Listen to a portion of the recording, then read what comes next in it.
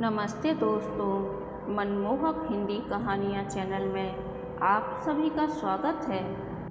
आज की हमारी कहानी है चिकित्सक की अहमियत। आपको हमारी कहानी पसंद आती है तो वीडियो को लाइक और चैनल को सब्सक्राइब जरूर कीजिएगा। प्राथमिक स्वास्थ्य केंद्र रामपुर में डॉक्टर प्रकाश इकलौते चिकित्सक हैं। आज वे बहुत जल्दी में हैं क्योंकि उन्हें सरकारी गवाह के तौर पर गवाही देने के लिए 25 किलोमीटर दूर शाहगांव की अदालत में जाना है। डॉक्टर प्रकाश ने चिकित्सालय में 2-4 मरीज देखे, फिर सिस्टर को बुलाकर कहा, सिस्टर, मैं शाहगांव कोर्ट जा रहा हूँ, आप मरीजों को दवाएं दे दीजिएगा, कोई अधिक बीमार हो तो रेफ़र कर दीजिएगा। डॉक्टर प्रकाश बाइक से शाहगांव के लिए चल दिए। वे ठीक 11 बजे न्यायालय पहुंच गए। न्यायालय के बाहर सन्नाटा था। कुछ पक्षी, विपक्षी और निष्पक्षी लोग चाय पान की दुकान में चाय पान कर रहे थे। डॉक्टर प्रकाश ने सोचा कि बयान हो जाए तभी खाना खाऊंगा और 1 बजे तक रामपुर पहुंच जाऊंगा, इसलिए वे सीधे न्यायालय के कक्ष में चले गए। न्यायालय के कक्ष में 1-2 बाबू और एक पुलिस वाला फाइलें उलट पुलट रहे थे। डॉक्टर प्रकाश ने पुलिस वाले को समन दिखाकर उसको पदोन्नत करते हुए कहा, चीफ साहब, मेरा बयान शीघ्र करा दें, अपने अस्पताल में मैं अकेला हूँ। साहब अभी चैम्बर में हैं, उनके आने पर बात कर लीजिएगा, पुलिस वाले ने डॉक्टर प्रकाश से कहा। डॉक्टर प्रकाश कक्ष में पड़ी एक बेंच पर बैठ गए। उन्होंने देखा कि न्यायाधीश की टेबल पर एक लैपटॉप रखा है और टेबल के दोनों छोर पर एक टाइपिंग मशीन रखी थी। न्यायाधीश महोदय की कुर्सी के पीछे की दीवार पर हिष्ट-पुष्ट और मुस्कुराते हुए गांधी जी की तस्वीर टंगी थी। तस्वीर के गांधी जी अदालत की ओर न देखकर बाहर खिड़की की ओर देख रहे थे। तस्वीर पर 4-5 माह पुरानी सूखी फूलों की एक माला टंगी थी। केवल जज साहब की कुर्सी के ऊपर पंखा चल रहा था। तब डॉक्टर प्रकाश ने न्यायालय के सेवक से कहा, भाई, गर्मी लग रही है, पंखा चला दो। सेवक तपाक से बोला, इन्वर्टर का कनेक्शन केवल साहब के लिए है। कमरे के सारे लोग पसीना पसीना हो रहे थे। वादी प्रतिवादी अपने वकीलों के साथ आकर बाबू से बात कर रहे थे।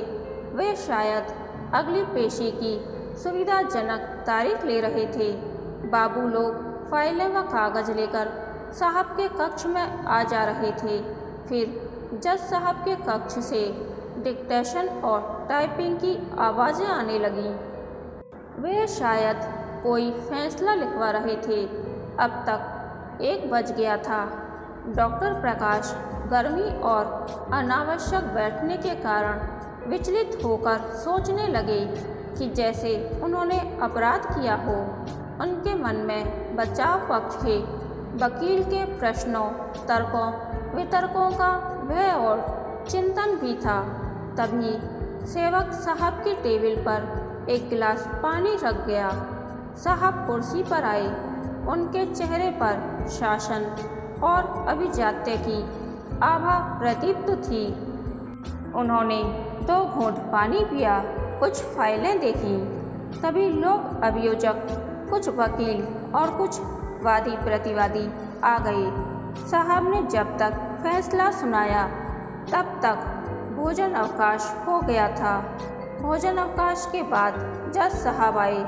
तब डॉक्टर प्रकाश ने विनती की, सर, मैं डॉक्टर प्रकाश हूँ, मेरा बयान हो जाए तो अच्छा है।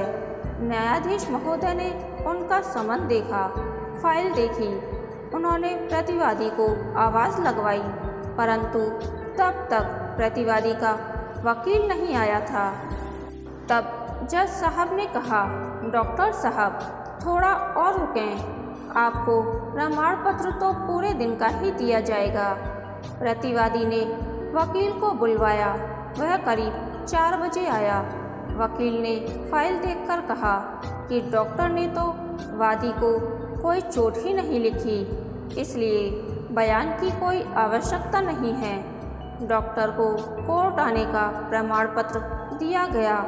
डॉक्टर प्रकाश खिन्न मन से भुनभुनाते हुए वापस रामपुर लौट गए। न्यायाधीश महोदय अवकाश के बाद शाहगांव लौट रहे थे।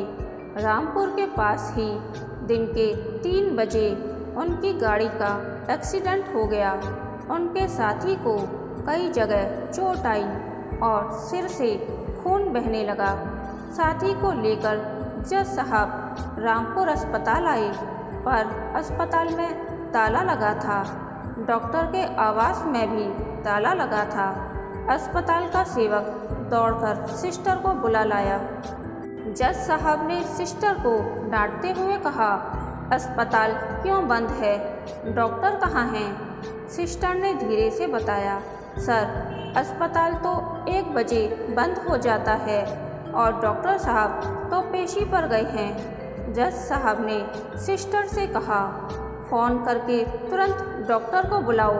सिस्टर ने डॉक्टर को फ़ोन लगाया और रिंग जाने पर उसने फ़ोन जज साहब को दे दिया।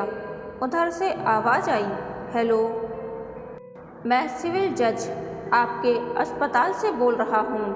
मेरे साथी को काफ़ी चोट लगी है। सर मैं अभी आपके कोर्ट में ही हूँ। जितनी देर में मैं आऊँगा उतनी देर में तो आप शाहगांव आ जाएंगे, फिर यहाँ पर सुविधा भी अधिक है, डॉक्टर प्रकाश ने विनयपूर्वक कहा। जज साहब जब तक साथी को लेकर शाहगांव आए तब तक काफ़ी खून बह चुका था। 2 यूनिट खून देने के बाद साथी को होश आया। न्यायालय में आकर जज साहब ने स्टाफ को निर्देशित किया कि अगर कोई चिकित्सक गवाही को आए तो यथाशीघ्र उसका बयान कराकर उसे जाने दिया जाए, क्योंकि अस्पताल में बहुत से मरीज उसकी प्रतीक्षा कर रहे होते हैं। कहानी के अंत तक बने रहने के लिए धन्यवाद। यह कहानी आपको कैसी लगी प्लीज़ कमेंट करके बताइए।